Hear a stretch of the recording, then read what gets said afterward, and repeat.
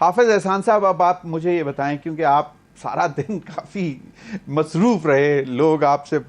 تشریح لیتے رہے، پوچھتے رہے،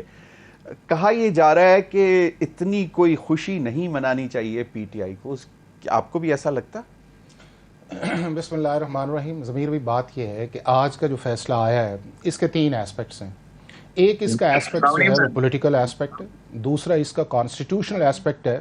اور تیسرا ایز اے جوڈیشل انسٹیٹیوشن کا ایک ایسپیکٹ ہے کہ جس طرح ہم سپریم کورٹ کو پچھلے 1.5-2 سال سے لے رہے ہیں. سپریم کورٹ کے متعلق ہمارا پرزمپشن، یہ ایک نیریٹو ہمارا یہ رہا ہے کہ سپریم کورٹ انڈیپینڈنٹ نہیں ہے، سپریم کورٹ کے اندر جوڈیشل انٹرونشن ہے، کے اندر انٹروین کرتی ہے، ججز انڈیپینڈنٹ کام نہیں کرتے، اور ان کے جو فیصلے آتے ہیں وہ کانسٹیٹیوشن یا لا کے مطابق نہیں ہے. اور اگر وہ کانسٹیٹیوشن یا لا کے مطابق نہیں ہے تو پھر ہم پاکستان کے چیف جسٹس کو بھی نہیں مانتے، اور ہم اسلام آباد ہائی کورٹ کے چیف جسٹس کو بھی نہیں مانتے. اور یہ نیریٹو جو ہے وہ ایک کنسسٹنٹ ویو سے چل رہا ہے.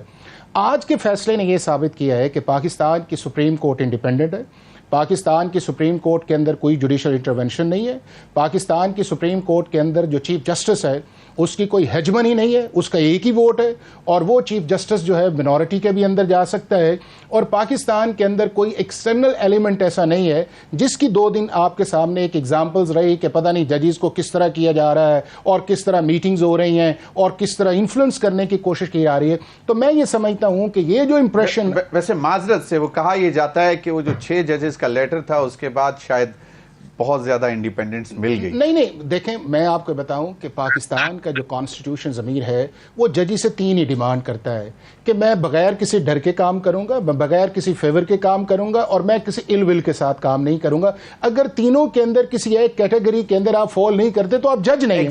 اچھا، اب یہ ابہام کا کیا ہے؟ اب ایک سیکنڈ، اب یہ ہے کہ ہماری ان پولیٹیکل پارٹیز کو چاہیے کہ اب سپریم کورٹ آئندہ سے بھی جو فیصلہ کرے، جس طرح کو کوئی فیصلہ کرے، جس طرح کانسٹیٹیوشن انٹرپریٹیشن ہے یا جو بھی معاملہ ہے، جتنی دیر تک وہ فیصلہ ریورس نہیں ہوتا ان فارم آف ریویو یا اپیل، اتنی دیر تک اس فیصلے کو مانتے رہنا چاہیے. ہاں، کریٹیسائز کرنا چاہیے، لیکن یہ کہنا کہ پرسنالٹیز ڈومینیٹ کرتی ہیں سپریم کورٹ کے اندر، اس بحث کو بند کر کے اس سسٹم کو ڈسکریڈٹ کی طرف نہ لے کے جائیں، اس کو آگے لے کے چلیں. یہ تو اس میں کوئی دو رائے نہیں. اب آ جاتے ہیں دوسری سائڈ پہ. اب اس کے اندر یہ ہے کہ اس کیس کا کانسٹیٹیوشنل کیا ہے. کانسٹیٹیوشن اس کے اندر یہ ہے کہ سپریم کورٹ آف پاکستان کے پاس ایک معاملہ جاتا ہے جو الیکشن کمیشن سے ہوتا ہوا پشاور ہائی کورٹ اور سپریم کورٹ کے اندر لینڈ کرتا ہے، اور وہاں پہ یہ کہا جاتا ہے کہ آرٹیکل 51 کے اندر کوالیفیکیشن کس کس کی ہو سکتی ہے،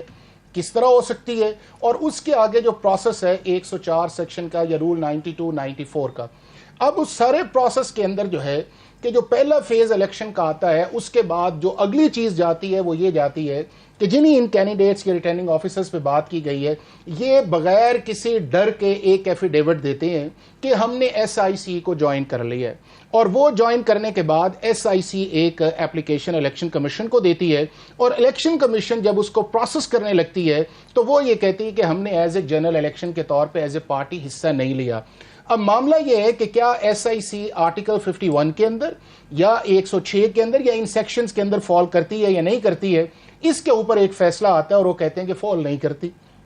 اب فیصلہ کرنے کی بنیادی وجہ پروپورشن سسٹم ہے، اور اس کے اندر الیکشن کمیشن نے جو اوور اینڈ ابو بچی تھیں اس کو دوسری پارٹیز کو دے دیا. اور میں یہ سمجھتا ہوں کہ اس وقت بھی ان دوسری پولیٹیکل پارٹیز کو نہیں جانا چاہیے تھا، کیونکہ انہیں اس حد تک جانا چاہیے تھا جو اس کے مطابق ان کا حصہ ہے. معاملہ ہائی کورٹ سے خالی رہتی نا، یہ نہیں، بالکل خالی رہنی چاہیے، بالکل خالی رہنی چاہیے، کیونکہ مسئلہ اس کے اندر یہ ہے کہ آپ کا اوریجنل ہاؤس ہے 266 کا، آپ کا اوور اینڈ ابو ہے 336 جو آپ کے 70 جاتے ہیں، اور باقی پروونسز کے اندر آپ کے مور دین 100 سیٹس 342 کا ہے. نہیں، وہ 6 فاٹا کی وجہ سے کم ہوئی ہیں، 266 یہ ہیں، 70 یہ ہیں. ٹھیک ہے. اب یہ ہے کہ معاملہ جب پشاور ہائی کورٹ سے 5 ممبرز نے ایک یونینیمس کر کے یا سپریم کورٹ کے اندر آیا، بحث وہاں پہ یہ تھی، اور ان کی جو پراکسی ایس آئی سی تھی پی ٹی آئی کی، انہوں نے کہا سیٹیں ہمیں دینی چاہیے، جو ان کی طرف سے انہوں نے کہا بھی انہیں دینی چاہیے. اور کسی موقع پہ ایسا نہیں آیا کہ ایس آئی سی نے یہ کہا ہو کہ ہمیں نہیں انہیں دے دیں، اور انہوں نے کہا کہ نہیں دی یا ہمیں دیں، اور اگر ان کو دیے ان کو واپس لیں، اور ہاؤس جو ہے ہر صورت مکمل ہونا چاہیے. یہ سپریم کورٹ کے اندر بات چل رہی تھی. اب ضمیر بات اس چیز کے اندر یہ ہے کہ نہ ایس آئی سی کے علاوہ کوئی کسی کو اس نے چیلنج نہیں کیا، نہ پی ٹی آئی نے چیلنج کیا، نہ انہوں نے ہائی کورٹ کے کسی فیصلے کو چیلنج کیا، نہ الیکشن کمیشن کو کیا، سپریم کورٹ کے اندر جا کے بھی اس فیصلے کو چیلنج نہیں کیا گیا کہ جس سے ایس آئی سی جو ایگریڈ ہے، چونکہ فرام ڈے ون یہ کنسسٹنٹ تھا کہ اس کا جو ایس آئی سی کے وہ ساتھ تھی۔ اب سپریم کورٹ نے جو آگے فیصلہ کیا ہے، اگر آپ ان سارے فیصلوں کو پڑھ لیں جو آئے ہیں، 9 پیجز آئے ہیں، اس کے اندر جو ہے نہ سپریم کورٹ نے آرٹیکل 51 کی ڈیویشن پہ بات کی ہے کہ جی الیکشن کمیشن کا یا پشاور ہائی کورٹ کا فیصلہ جو ہے وہ آرٹیکل 51 کے مطابق نہیں ہے اس کانٹیکس کے اندر کہ جس وقت پی ٹی آئی جو ہے وہ ایز اے پولیٹیکل پارٹی کے طور پہ ٹریٹ نہیں آئی۔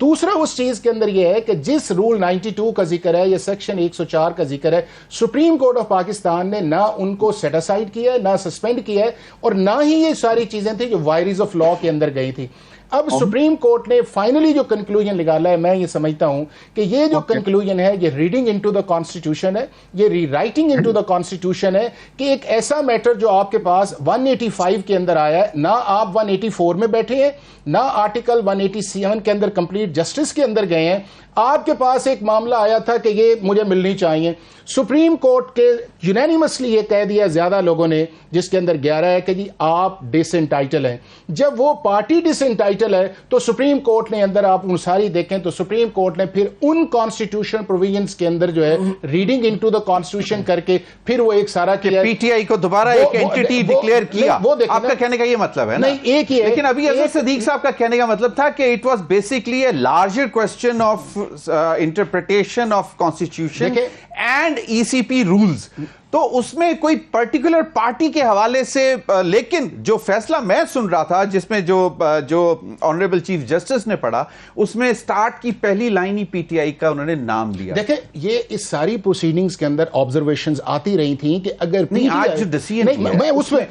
دیکھیں اگر پی ٹی آئی بذات خود اس پروسیس کے اندر حصہ لے کے آتی تو چیف جسٹس کی، دوسری ججز کی بھی آبزرویشن تھی کہ it should have been better کہ اگر پی ٹی آئی اس کے اندر آئی۔ اب ہم بات کر رہے ہیں صرف اس کانسٹیٹیوشنل فریم ورک کے اندر کہ کیا سپریم کورٹ آف پاکستان نے جو کام کیا ہے وہ ان کانسٹیٹیوشن لیمٹس جو آرٹیکل 185 ہے اس کے اندر رہ کے کیا ہے، یا آرٹیکل 51 کے اندر رہ کے کیا ہے، یا 106 کے اندر رہ کے کیا ہے، یا 104 کے اندر یہ۔ اگر سپریم کورٹ کے اس فیصلے کو آگے آپ لے کے جائیں گے تو یہ اسی کی کنٹینیوٹی ہے کہ جب صبر علی شاہ کا کیس آیا تو سپریم کورٹ کے اندر گیا کہ کیا جنرل مشرف کا ایکشن لیگل ہے یا انلیگل ہے، سپریم کورٹ نے کہا کہ جنرل مشرف کو 3 سال دے دے۔